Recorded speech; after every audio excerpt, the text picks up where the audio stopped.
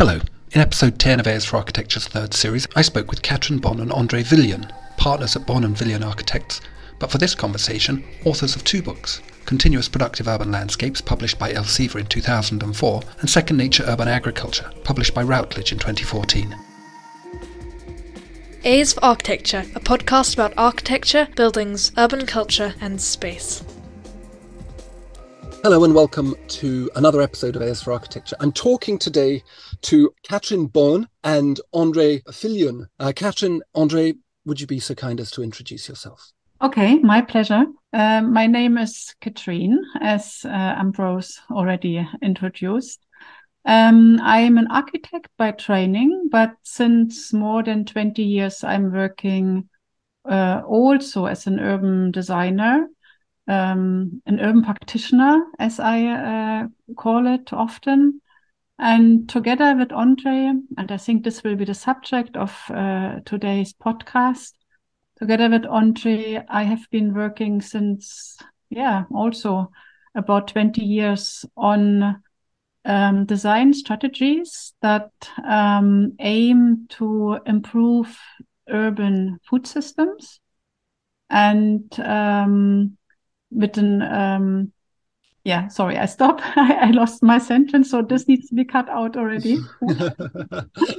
No, I'm not going to cut that out. That's fine. That's just humans talking. So what's an urban practitioner? How would you define an urban practitioner? What leads one?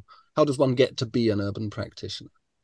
It's not my invention. So there are a number of urban practitioners around. And what I like about the term is that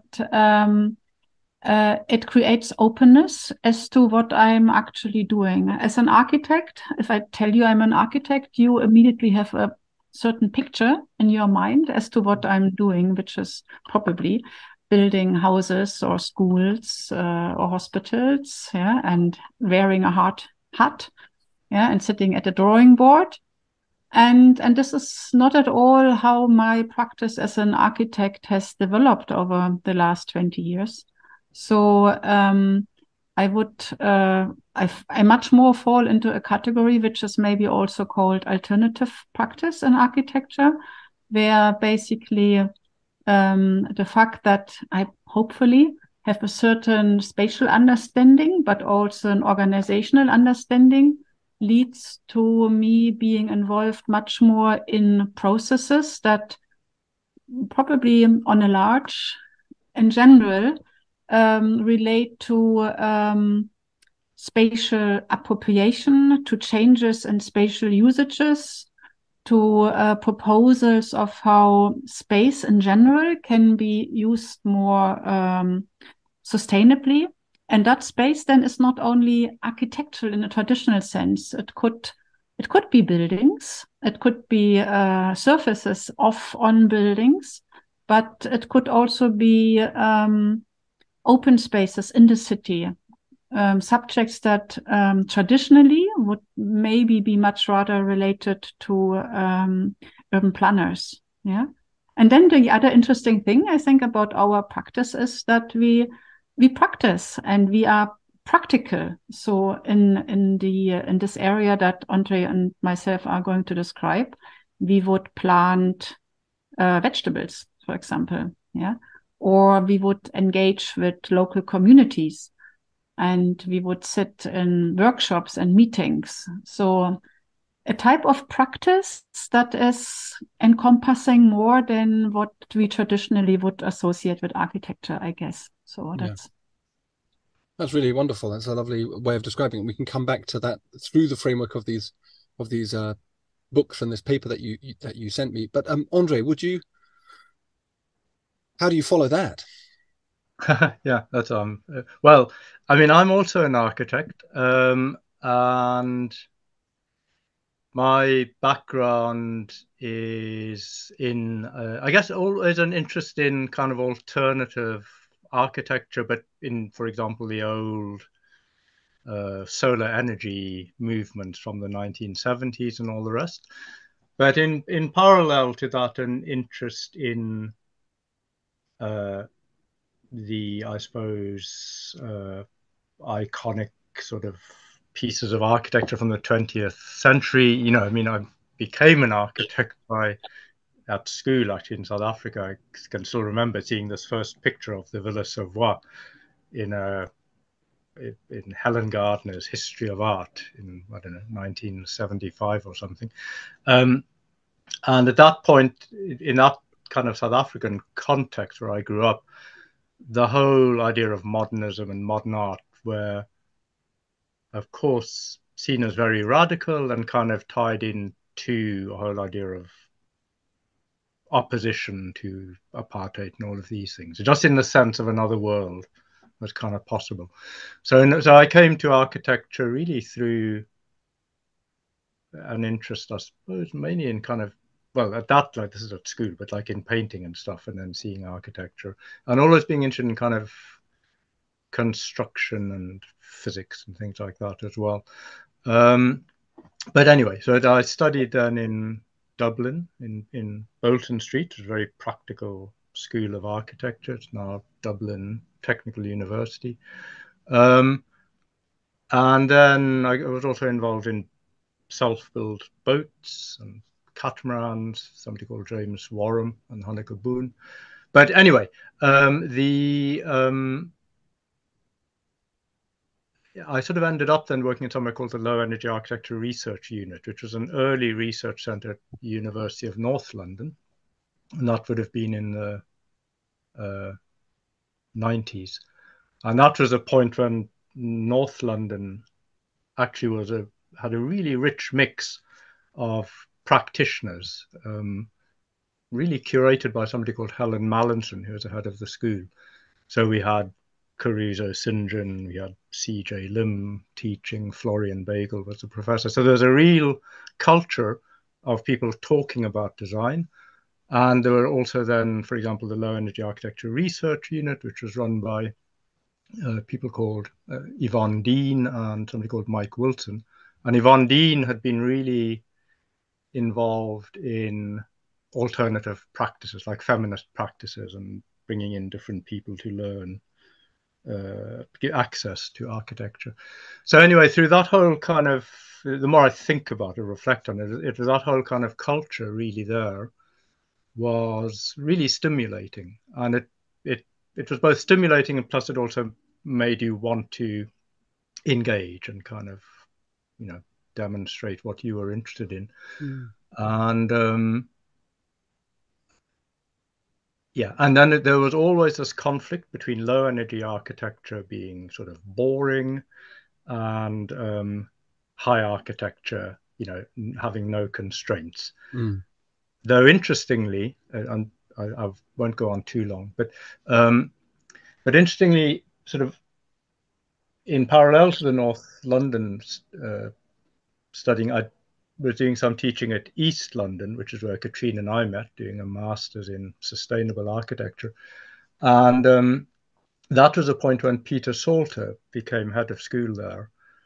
And Peter Salter was somebody who we'd sort of heard about in Dublin, but it was all quite mysterious, and, you know, this sort of work that was being produced.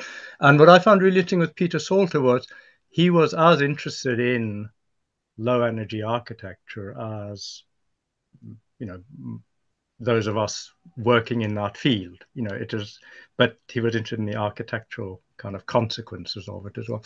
So there was a whole, just at that point, there was a whole interesting coming together of interest in low energy architecture with sort of capital A, and people talking about it, and the sort of educational environment really facilitated discussion, which I think now, at least in my context at Brighton, that is becoming increasingly limited as the whole process becomes much more sort of managerially driven. Sorry, that's a long ramble. No, it's really good. I mean, it's really good background. I think that's a really interesting thing. There's a couple of things that both of you have talked about, which is this idea of alternative practice or architecture not in the traditional sense, as you said, Katrin, which but I think a lot of people, when people think about alternative practice, they tend to think about sort of radical practice, feminist practice, interventionist practice. But this idea of energy efficiency as a radical practice is I think quite interesting, because it's not that newer. I think for young trainee architects, the idea that would be radical would be quite surprising, because that's what we all think about now. But back then it was quite a break with the, as you say, break with the kind of canon of architecture. And that was also the time when, for example, the first climate change reports were coming out. Mm-hmm. And the RIBA were hosting workshops and meetings discussing reports from the IPCC and all of this. So, it was coming onto the table. But certainly not accepted, and still there was this real kind of problem with the idea of constraints, that how can we be constrained by these concerns? But I mean, go on. No, Katrin, you had your hand. Yeah, I just noticed something which I myself haven't really explored before, but that just the way you formulated your questions, it's true that we talk about alternative and we talk about radical, and so did you. And obviously they are not the same. Yeah.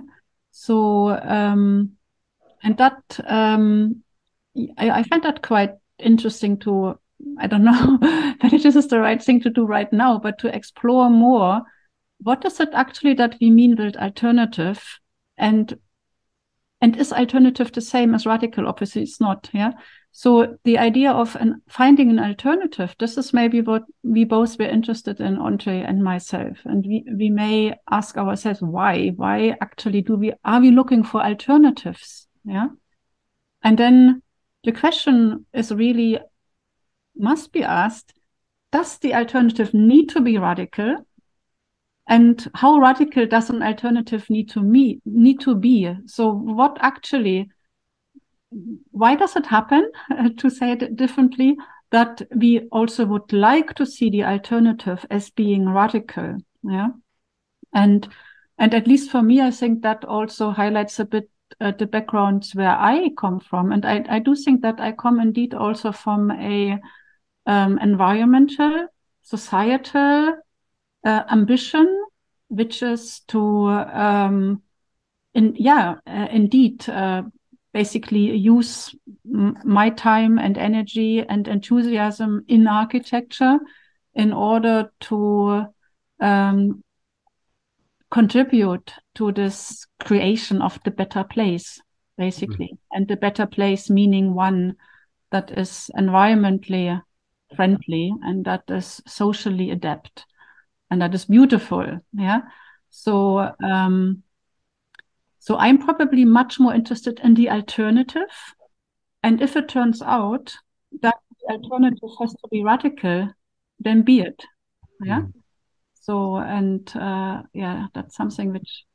That's a really interesting kind of sort of fissure to separation to kind of open up, because I think those two words are used, they're quite slippery, aren't they? Radical and alternative, and I think it's quite easy to see them both as meaning essentially the same thing, which probably defangs both of them as concepts. We're going to. The reason we are speaking today, other than the fact that you're wonderful and you do great work, is that I spoke with my colleague Silvio Caputo at Kent School of Architecture, and I asked him, because obviously Silvio, who I think you know, he looks at urban agriculture and urban food systems, and I said to him, who would be the best people in the world to speak to about urban food? It's one of the themes that we're running in our master's program in the coming year. He's leading a unit he's co-running a unit in the master's program on this. And he said, well, Katrin and André. So I looked up your work and I came across this idea of edible cities. And I wrote to you, and you wrote back and you suggested 2 books and a paper. You sent me a paper. The books, and I would like to get to kind of like the origins of these books, because I think this perhaps slightly slow or seemingly slow introduction helps kind of create some foundations for this. But the first book that you suggested was your book, which you edited, called CPULs, or Continuous Productive Urban Landscapes, Designing Urban Agriculture for Sustainable Cities, which was published by Architectural Press in 2005, I think. Yeah, 2005. And then the second one was Second Nature Urban Agriculture, Designing Productive Cities. And that was published by Routledge in 2014, I think. I think that's what it says. Yeah, 2014. And then there's a paper with no date on it, by the way. So I don't know if it came before or afterwards, but it's got a kind of catchy title, so I'm thinking it's more recent, called The Edible City, Envisioning the Continuous Productive Urban Landscape. So 2011. 2011. Mm-hmm. Right, I see. So that foregrounds the book. And I just wanted to better understand, I suppose, the motivations, the origins of this, and how this idea, perhaps we should obviously start by defining the CPULs, continuous productive urban landscapes, how this idea has emerged and where it stands now in your own work. Who wants to start on that? Don't be too polite. No. Well, I mean, I could say a little bit about where it emerged, how it emerged. And for a definition, so the continuous productive urban landscape, we refer to the concept as a CPUL, which is just the sort of acronym CPUL, CPUL, which actually is using a slight German pronunciation for that, as opposed to Kupul or sort of Kupul. Anyway, CPUL. But the CPUL, it's basically a proposition which says it would be sensible to coherently integrate networks of open space within cities, within urban environments, that could connect to the hinterland beyond the cities. But within these networks of open spaces, where appropriate, there would be food production. There would be urban agriculture sites. Katrin, you might want to say that more clearly or succinctly, or is that enough? Entirely clear, I feel. Yeah, okay. And then I'll just say, I mean, for me, where the idea came from, and then maybe, you know, Katrin can pick up. But so for me, it came very clearly from that period at North London, actually, when there was a lot of discussion in the late 90s, sort of about infrastructural urbanism and things like this. And I got interested in the idea of ecological footprint, which was this concept put forward by 2 Canadian geographers, Wagenagel and Ries, who wrote a book called Ecological Footprint, which is a very kind of popular, almost cartoon-like publication, but it just started mapping in spatial terms the impact of different human activities, so how much land was needed for things. And it kind of led then to this idea of, you know, whatever it is, we need 3.5 Earths to support a current living standards if everybody had the same standard. Anyway, and what became clear from that was that food had a big impact in terms of area. And that also linked to, there was a project that Stan Allen did for a competition in Barcelona, where he described this idea of patchy city. And he had this drawing which showed some of sort of squares like you'd find in Barcelona, or quarters, some of agricultural, some built. And that actually was that was a kind of spark for me to think about what would it be like if you had agriculture in the city. And what appealed to me about it was that, one, it could work environmentally, but 2, it had this kind of Dada-like sort of absurd idea to it, but also that actually just the experience, like in the Netherlands, sometimes if you in some of the villages right up next to farmland, that is actually a very rich experience. So it just struck me that it was kind of interesting, and it could produce an interesting environment. And also quite sort of important in my mind was the idea that so architects, sort of capital A architects, and I've wanted to do capital A architecture as well. I mean, I like how you design a window or how you place something, or the things that architects are interested in, the formal sort of spatial aspect. But so whilst architects really weren't interested in low energy architecture at that point, apart from people like Surges and Bates who just did it, and it was interesting. Landscape wasn't like a threat to architecture. And so I thought that actually maybe this idea of urban agriculture and the productive urban landscapes could also be a way to kind of build a much more fruitful and positive dialogue between sort of architecture and low energy architecture. So that was one way. That was quite an important sort of idea at the back of my mind. I don't think we really wrote about that ever, but that sort of led to the idea. And then the other thing was we didn't want to make a manifesto, the sort of, I think, the architect, I've had a great idea, this is the answer.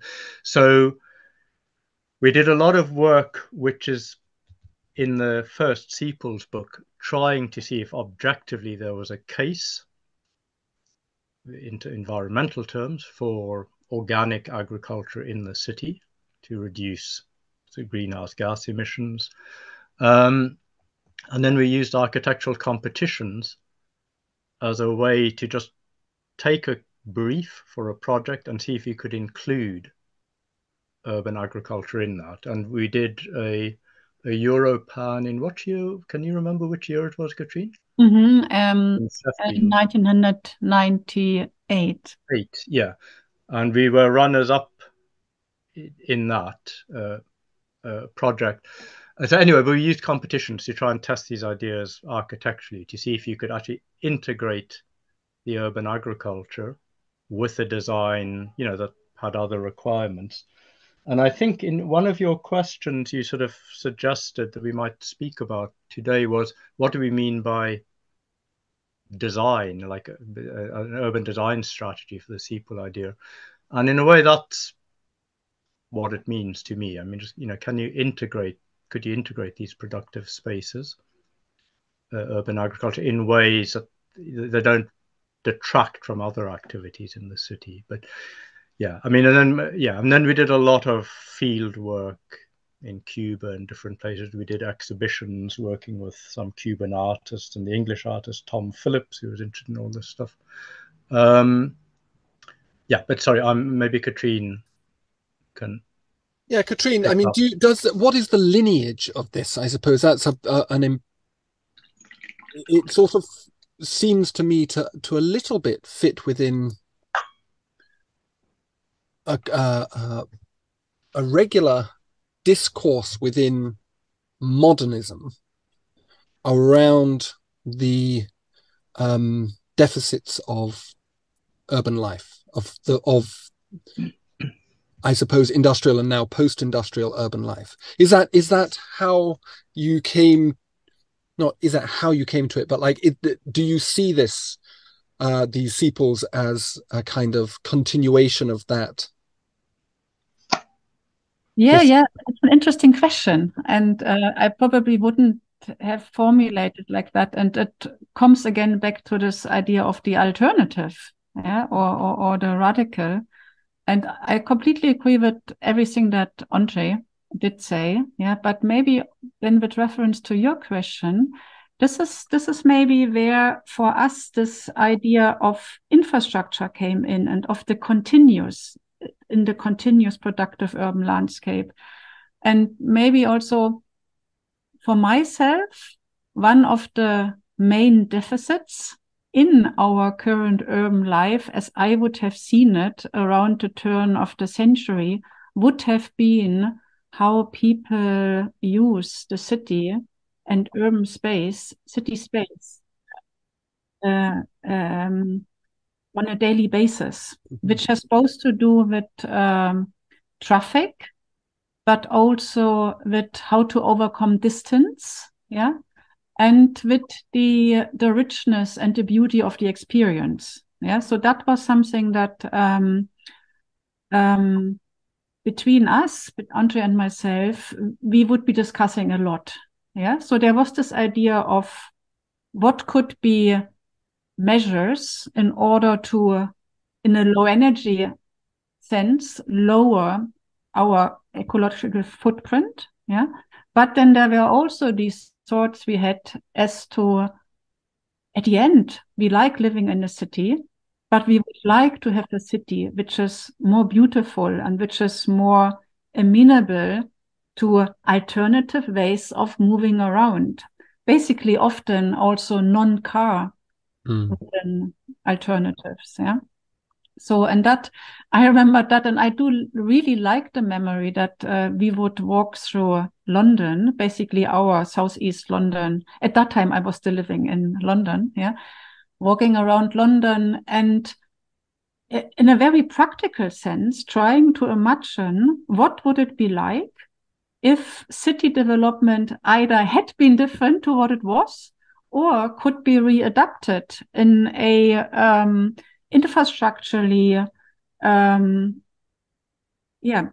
indeed, actually quite radical way, which is we would search for back roads, we would search for open spaces, and railway embankments, these type of spaces, trying to imagine, and then we would visualize that in collages at a time when Photoshop wasn't really developed yet. We would try to envision, so what would it be like if one had a city that instead of car parking spaces, 4-lane traffic jams, would have these functionally inserted and designed open spaces. So I still can get incredibly excited about that. And for me, it's still a vision of the modern city. And again, I think that's a really interesting point, because I think when people think of agriculture, obviously it's sort of antithetical to the city, but the city is very attractive for a host of reasons, not least as you used the word exciting. Cities are exciting. Farms are not very exciting. I've worked on farms. They're not very exciting. And it's hard work. So but it comes back to a point that you were making also, André, which is this idea of design. Are you maybe one of the things that would be worth trying to do is describing what this might look like? In your first book, Continuous Productive Urban Landscapes, CPULs, you have early on this diagram of London where you've just taken these exploded London, and these pathways through it. And this is like immediately to me, because I like reading maps, it speaks of something. But what does it look like? What can you describe it? Is there something well, there are a couple of ways to try and describe it. So do you want me to talk about that drawing, or just how we would imagine the CPUL, or the collage? The collage, however you fancy. So that collage, which is a very significant piece of work, at least for me. So the idea of that was twofold. It was done. That was done, I think, Katrin, 1997 or 5, or I don't know, 7 or something like that. Anyway, but so the idea was, if you were to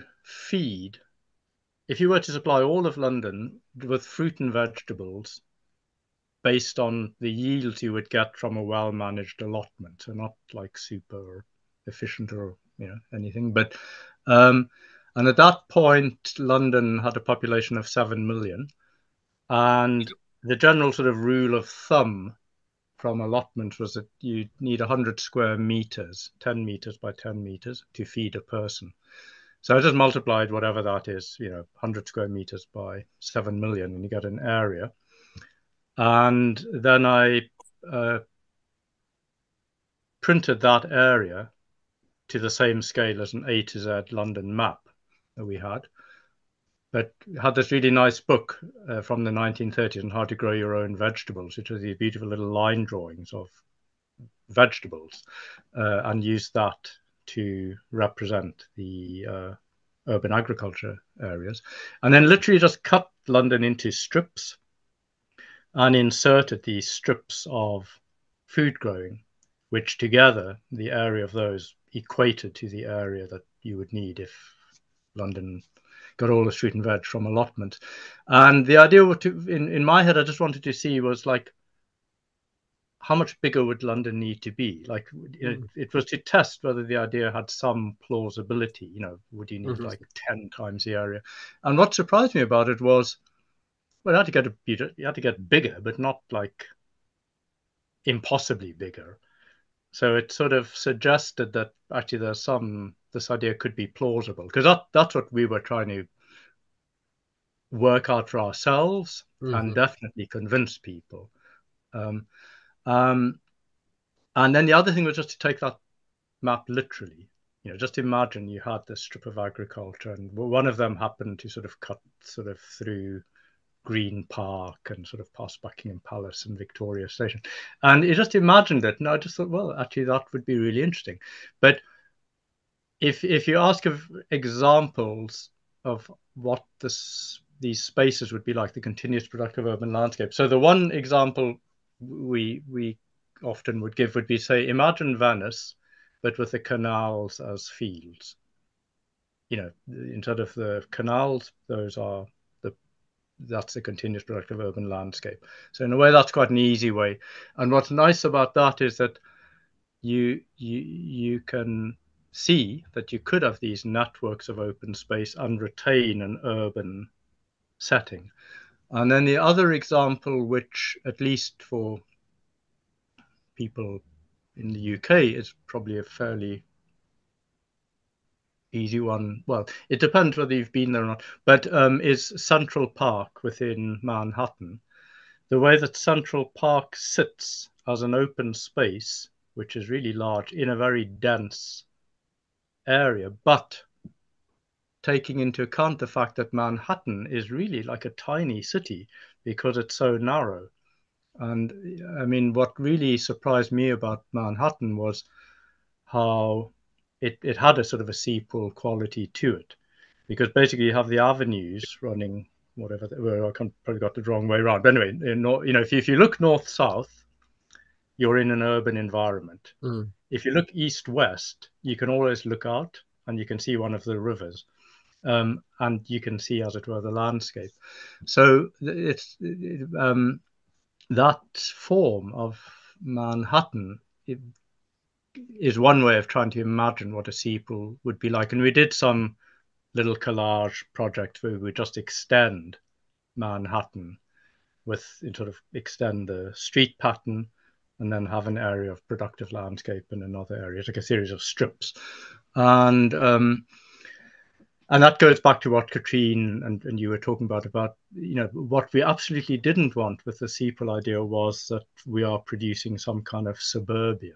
So the idea was that this needed to be kind of an urban environment, but equally, the intention wasn't that everybody would grow their own food in it, and the intention wasn't that we would claim that the city could feed itself completely from the productive landscape. So a lot of our early work in the CPULs book was about trying to work out like what yields could you get, and we came to the conclusion you could get about 25% or something of your fruit and vegetable requirements using conventional organic agriculture. This is not hydroponic systems with LEDs in enclosed buildings, which were vertical farms, which Dixon de Spomier, who in fact we interviewed for the second book, started advocating and has been advocating. Yeah, but so pictures, Venice with the canals as the CPUL, Yeah. and that contrast, or the relationship in Manhattan between the open space of Central Park and the built up areas, to each side of it, and how you have that interplay. And I find it really interesting, almost like a little theatre set, where especially like in Central Park also, if you look north south, you're in nature in inverted commas. If you look east west, you're in the city. And so that's what interests me about one aspect of this productive urban landscape. Yeah. I really like it. And there's this lovely vignette that you describe at the beginning where you kind of give an example. You using words, you kind of describe what this might look like practically, processual, as a process, as an urban process. And it's about describing a new way of having that urban experience, as I read it anyway. It's not, so we have things like the High Line, and as you say, in New York and Central Park, and we have that lovely web of parks across north central London as well, Regent Park and Hyde Park and Green Park and so on and so forth. And that sort of you could imagine that, but they very much sit within a kind of an older idea of the city, which is something to do with leisure, something to do with a kind of social hierarchies. Imperialism certainly plays a part in the definition of central London and its open spaces, and mercantile culture and so on, so forth. But the world that you're describing here, this future scenario that you're describing, is exciting, but it's different exciting. It's a new kind of idea of urban life, civil society, civic life. And I wondered whether you might want to speak a little bit about that, like how do we imagine this occurring organizationally? Like how do we make this more likely to occur within the context of our current social situation? Like what moves do we make to even get this going? Actually, interestingly, the spatial side of this continuous productive urban landscape design strategy, this is already something different to imagine from other, let's say, urban planning concepts. Yeah. But if it comes to the organizational issues, societal, the societal knitting in of these landscapes, then that we noticed working through it is actually much more radical than what may think on first sight. Yeah. So, and to detail this a bit, for me, one important aspect is also the question of scale. And this is also the beauty of this idea of thinking about these productive urban landscapes. They have this infrastructural scale, as André describes it. They also have a very personal scale. They could, in theory, and maybe in practice, they could affect everybody living in the city. Yeah. And that is interesting, and it's frightening, and it is often also leading people to objecting to the idea of urban agriculture full stop. Yeah, because there's not always enthusiasm in people when they think that I personally have to rethink my way of feeding myself in the city. Yeah, not everybody takes that as positively as we may do. And you say the farm is boring as well. Yeah. So that actually is something that not only us, but a whole lot of people who are active in this urban agriculture and food systems discourse are thinking about. Yeah. And one maybe interesting practical way of imagining it is the urban farmer. Yeah. So André already said that never we would have proposed that everybody in the city must become a farmer.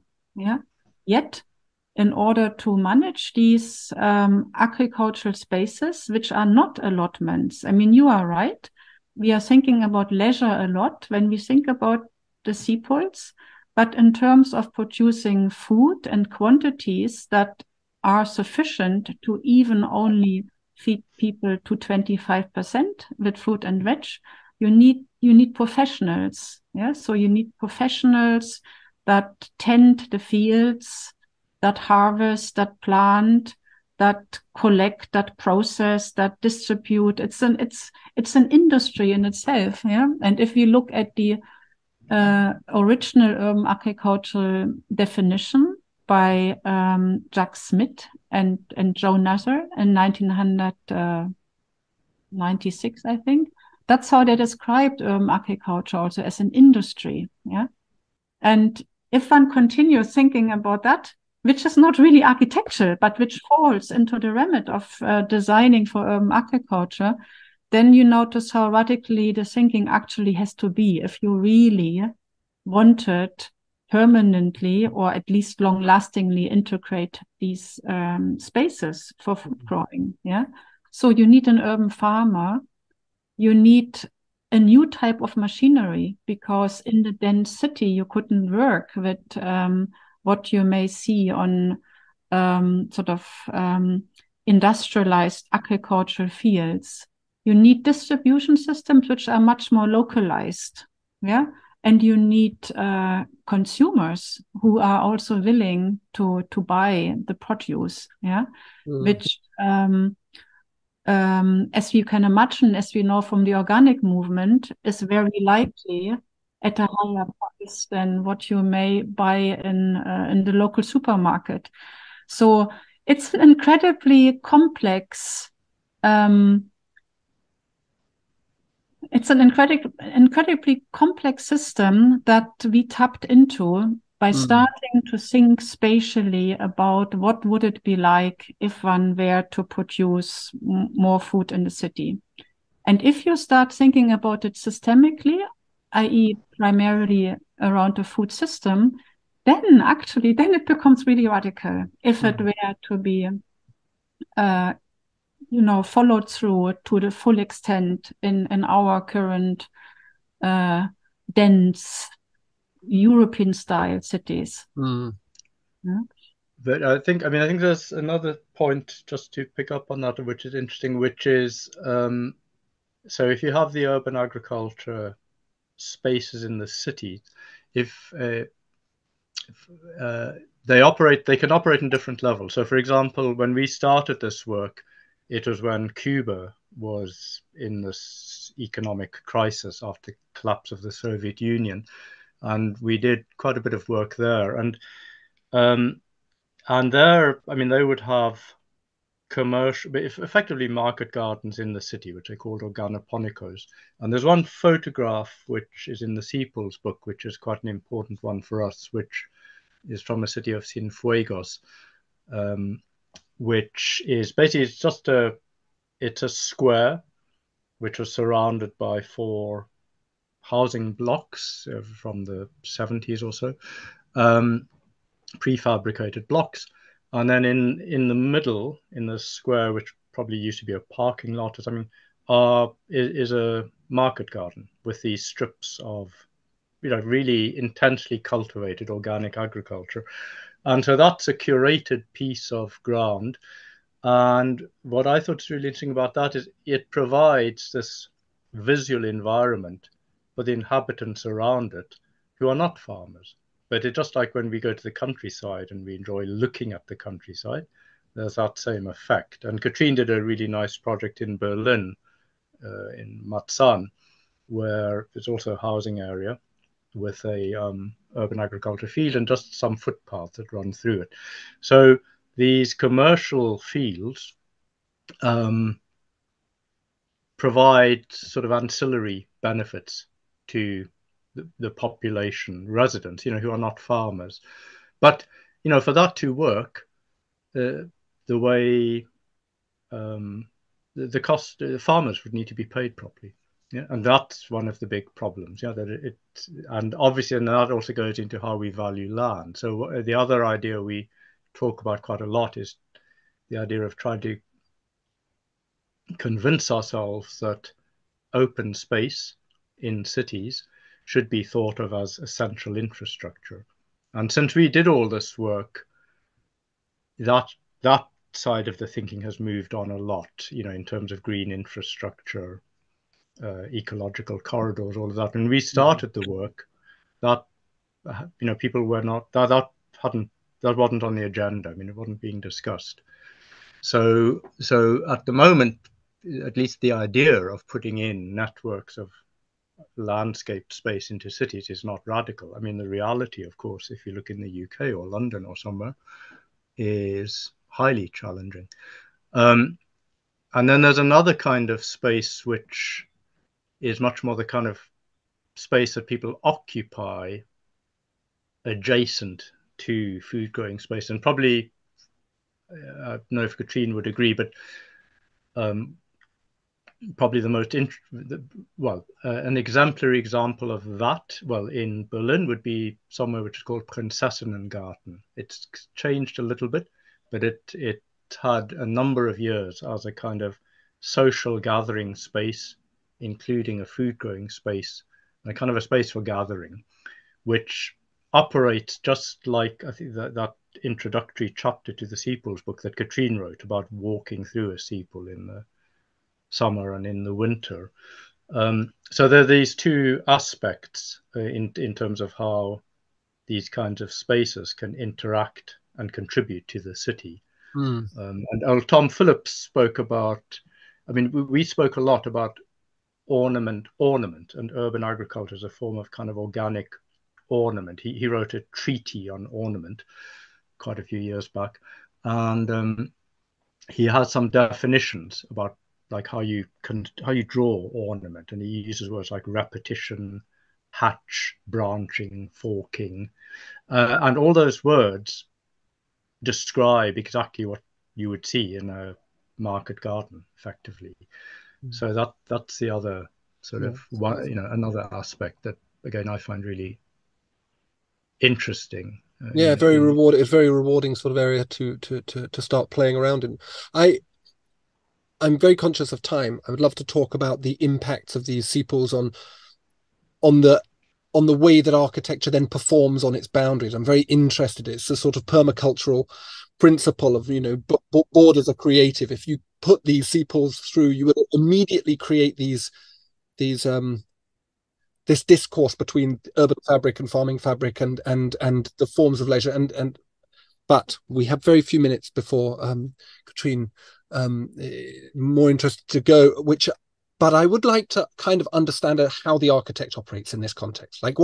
So if we've got this kind of model that you're both architects, so you both know how architecture works, and it's kind of it's been going for quite a long time. I don't know if it's a very effective method of practice. It certainly doesn't seem to be supplying architects with very decent salaries, but it's and it doesn't seem to be supplying us with very good cities either. So it's kind of arguably, how does an architect in this model operate?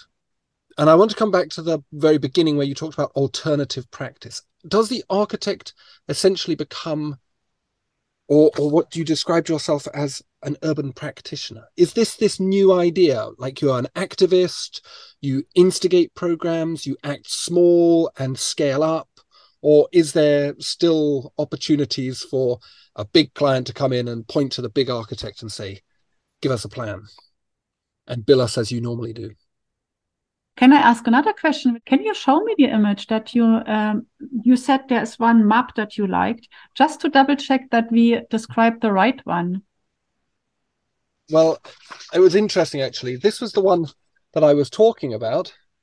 Oh, okay. And then this is the one that you talked about. So I was. No, that's interesting because the first one is Katrin's drawing, and the second one was. So this one is Katrin's, is it? Yeah. Yeah. Yeah. And I was even thinking you may have been speaking about yet another one. So this is what I wanted to double check which one you actually meant. Yeah. So we need to. No, I think the conversation works for both, actually, and I particularly like the way that André was talking about Venice, which is all sinuous and alluvial and so on, and then this mapping exercise, which is about, it's got there's a very early Rem Koolhaas project. I think it was his thesis, in which he designs a city split like this. I think it's a fascinating idea. Yeah. That it's based on Berlin, actually, isn't it? If I understand it, that project. Anyway. Yeah. So that's interesting. So I may at some point give you a little text on that image that drawing that you actually picked. But also back to your question, where the architecture comes in and where the architect comes in, which are again two different things. Yeah. So I would say that but sometimes one speaks about an urban architecture movement, indeed. Yeah, something that has developed over the last 20 years in several countries around the world, starting from North America, traveling into Europe, coming in via the Netherlands, spreading to the UK, spreading to the rest of Europe, etc.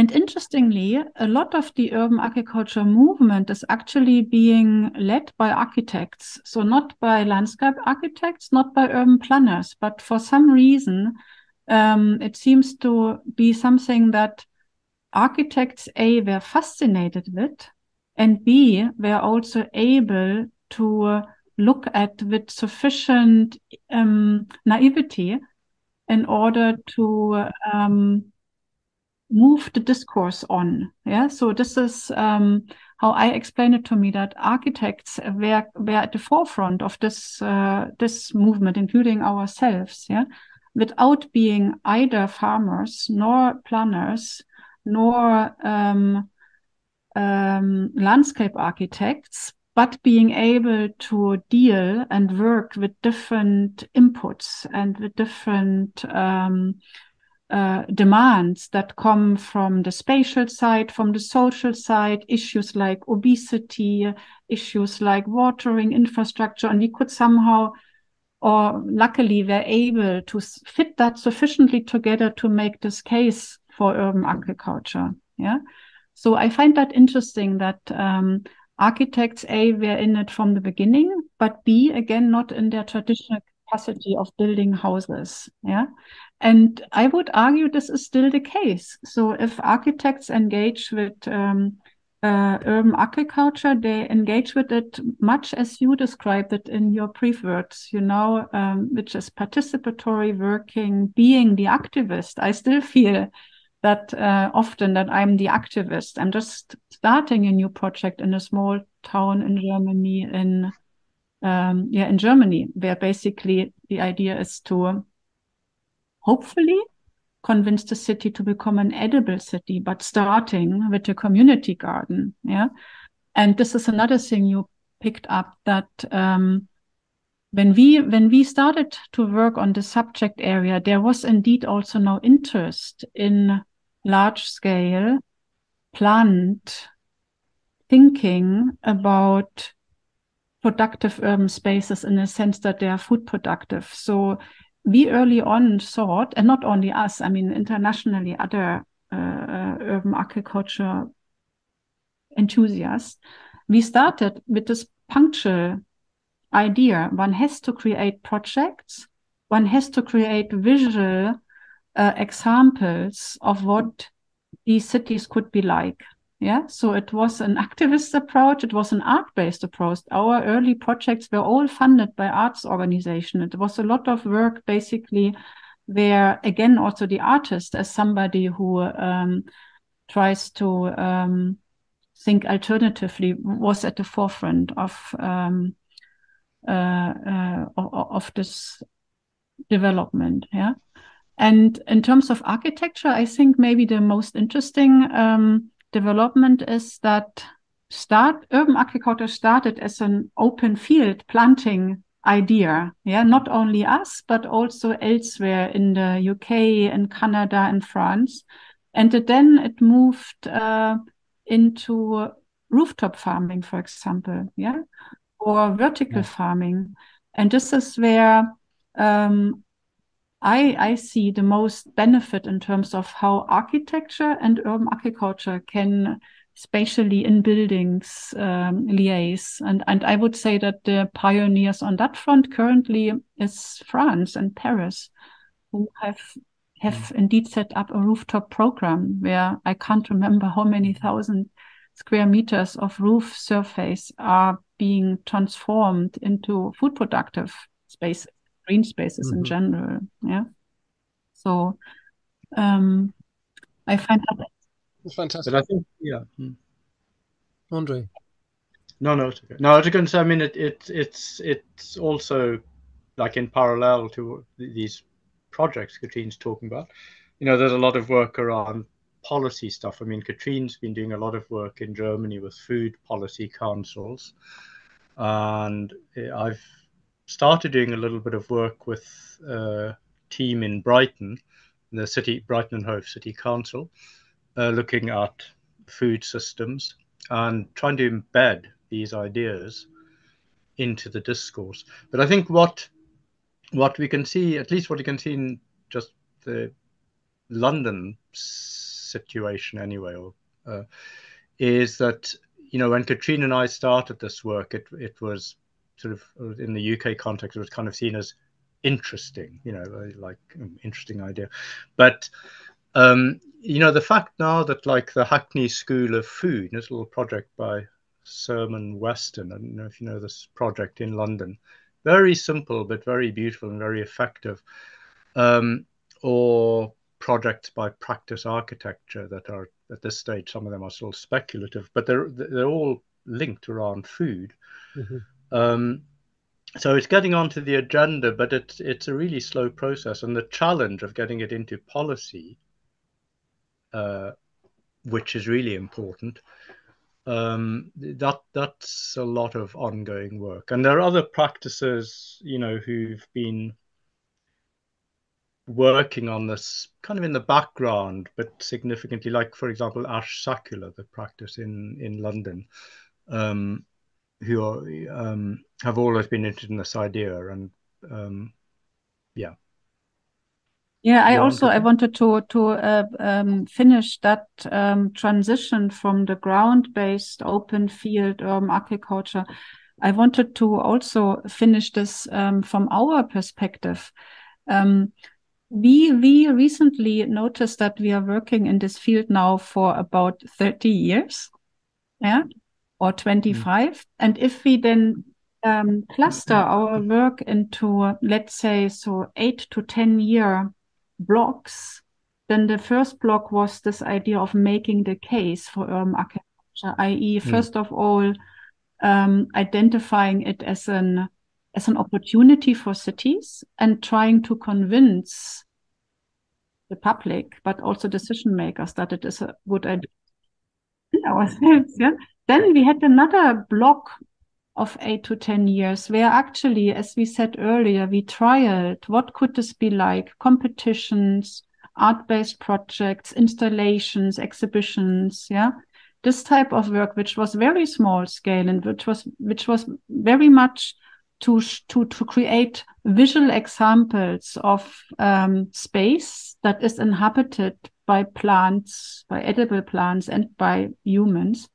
But very interestingly, step by step, spending a long time and a lot of our career basically on this, we are now in a third block so far that we are working with local councils to implement strategies in a variety of senses that do improve local food systems on a spatial basis. So, and this is, as André also just said, this is just emerging. A lot of this is still speculative. A lot of it isn't implemented. But after that stretch of time, the idea of improving a city's sustainability by improving its access to food has actually has fallen onto how do we say? Sorry, we have to cut this out again. I'm missing a bit. Has become you know what I mean, yeah.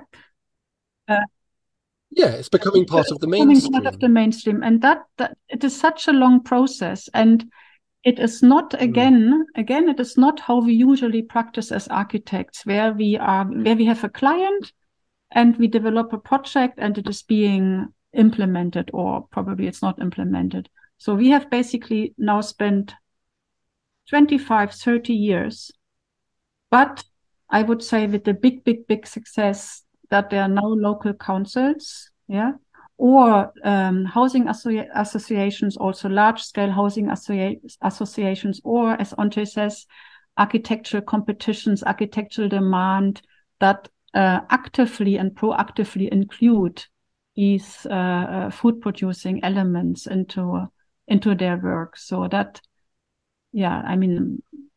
it takes a long time, but that's how it is. For sure.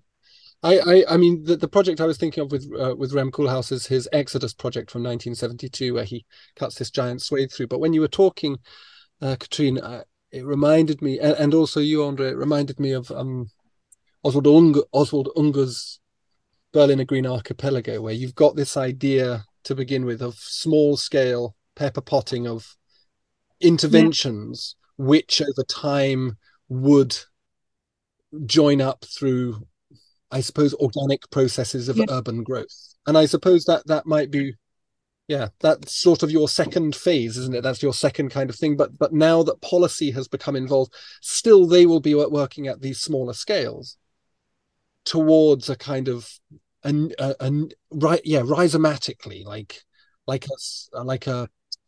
grassroots. Slowly they'll join up till you've got these things, and in a way they will have been voted for by the public through the simple act of use, which is kind of utilizing consumer behavior. Like people will go to them, and then they will be. And I quite like this, because I'm always very wary of top-down processes.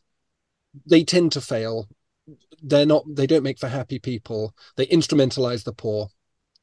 So on and so forth. And that makes it incredibly complex, but it makes it incredibly exciting. And I agree entirely. And this is also what, at least me, but hopefully André agrees, I always found this as a chance in designing for urban agriculture, that it leaves space for participation, and it really demands participation. And it doesn't work without participation, because even if you burn it down to only one element, you need people to buy that produce that you produce in the city. If it's just that, So, and that I do find this is a big opportunity for urban life, and for the quality of urban life, and also for something that I do think many people are very willing and happy and keen in doing, which is to engage themselves in the setup and formulation of the spaces they live in. And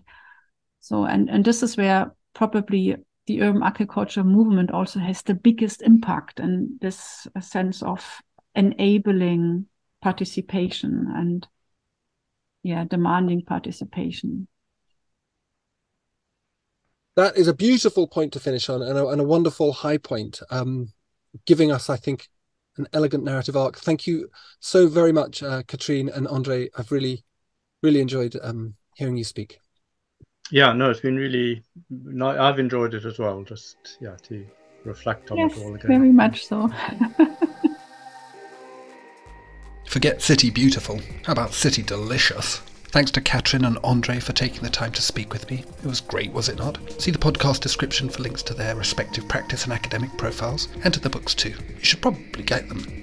And thanks for listening.